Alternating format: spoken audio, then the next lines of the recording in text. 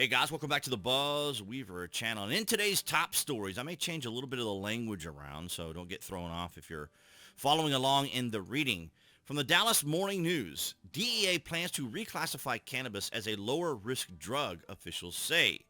The proposal pending review would recognize medical use of cannabis and acknowledge it has less potential for abuse than more powerful drugs.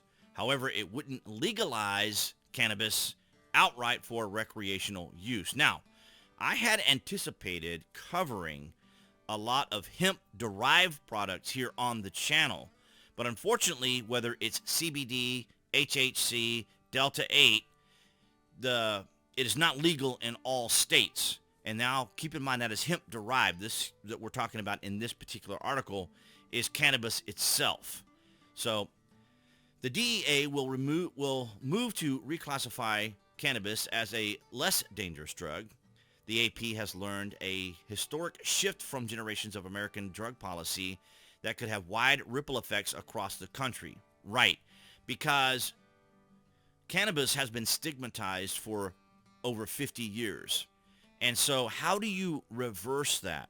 How do you slowly reintroduce this product that has been demonized, as it were, for many, many, many years? Now, granted, it has been gradual in its reintroduction under medical use, of course. And then, of course, the benefits they've shown the benefits of the medical use of it, of course.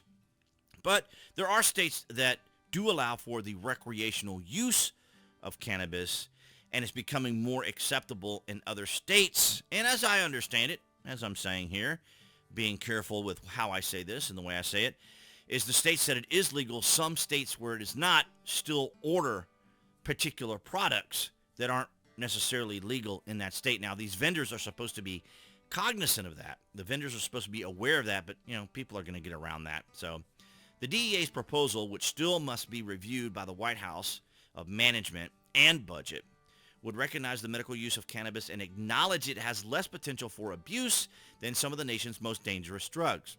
However, it would not legalize cannabis outright for recreational use. So again, they're dealing with the stigma that they created, right? I mean, it was the creation of government, law enforcement, and others that stigmatized this product that's been around for many, many years. Native Americans, going all the way back if you want to do the whole history. Now, on my channel, I have covered these products. I've covered CBD. I've covered Delta 8. I've not had an opportunity to cover HHC, which is my favorite product. And I'm not sure if this video would even be monetized now, this top story video, because as much of the reviews that I wanted to do, I would have to do them very sporadically. They will not be monetized, and I don't know what the overall impact would be on the channel itself. Now, of course, there are channels here on YouTube that cover these products and discuss them, and of course they have Patreon and donations and other methods to earn a little coin, because YouTube, there's just no way around it. So the agency's move confirmed to the AP on Tuesday by 5 people familiar with the matter who spoke on the conditions of anonymity to discuss the sensitive regulatory review clears the last significant regulatory hurdle before the agency's biggest policy change in more than 50 years can take effect. So there you have it. No, I'm not currently on effect of it. That's just my typical reading, stammering, trying to read it too quickly. Then we have this from last year. State cannabis regulators urge Congress to change hemp and cannabis rules through 2023 Farm Bill. And, of course, I've covered the Farm Bill here on the channel.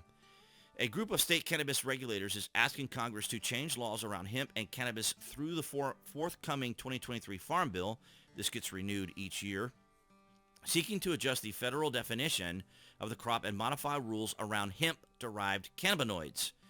The changes are needed, says the Cannabis Regulatory Association, or Regulator Association, because the 2018 Farm Bill, which legalized hemp nationwide, inadvertently resulted in a thriving market for intoxicating cannabinoid products that are included, or claimed to be included, within the definition of hemp. Now, Delta 8, HHC, and some of the other products that are out there that are hemp-derived, CBD, which are non-intoxicating, Delta 8, HHC, and these other products are intoxicating elements of it. Not nearly as intoxicating as Delta 9, which is your general use cannabis. Delta 10 also is within hemp as well. I'm not going to go into all the details to how it's created or how it's produced. I have videos on that that you can find on my channel. If you look it up on search, just go and put in Delta or CBD, and I've given all kinds of coverage there. So you see here in the 2018 Farm Bill defined hemp as cannabis containing less than 0.3% THC, tetrahydrocannabinol. But so far, federal agencies have failed to establish robust framework for how to regulate hemp-derived cannabinoids.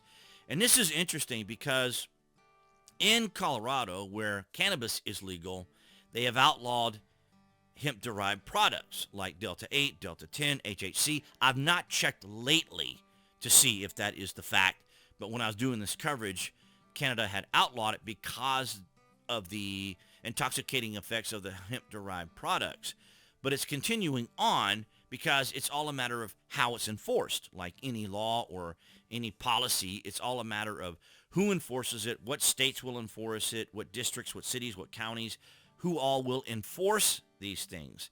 So you see here, added definition for hemp-derived cannabinoid products, define THC in terms of both THCA and Delta 9 THC. Now, Delta 9 is from the cannabis plant or from cannabis.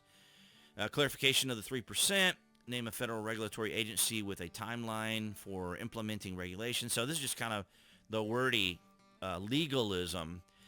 But what I've used as a reference many times in the videos that I have made was the 2018 Farm Bill itself, which is also when people say, what is it that name something that Donald Trump has done? Well, one of them is the Farm Bill. Under the 2018 Farm Bill, hemp has been removed from the Controlled Substance Act, the CSA, and now, excuse me, guys, and is now considered a agricultural product. So farmers can grow hemp, and I don't know if individuals can grow hemp. I've not even looked into that. I may have seen people discuss it, but I've never really just processed it, because if people can grow the product, they normally grow cannabis, obviously. So hemp-derived CBD is legal. Hemp farmers can apply for crop insurance. More banks will be willing to work with hemp companies. Now, this is the other issue, particularly an issue they had in Colorado as well, was banks were very leery. They were very cautious about receiving money from a lot of these dispensaries, medical dispensaries.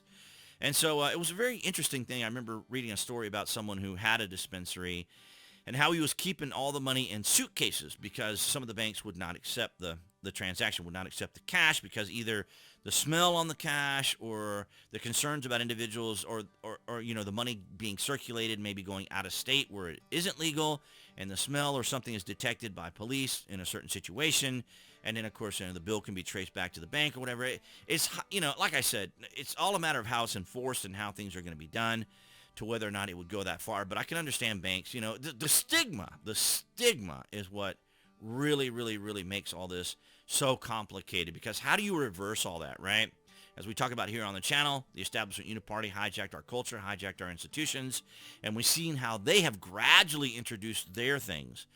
But of course, they're not drug related and they're not illegal, but it is kind of very counterculture, a lot of the things that they have done against the norms, very taboo.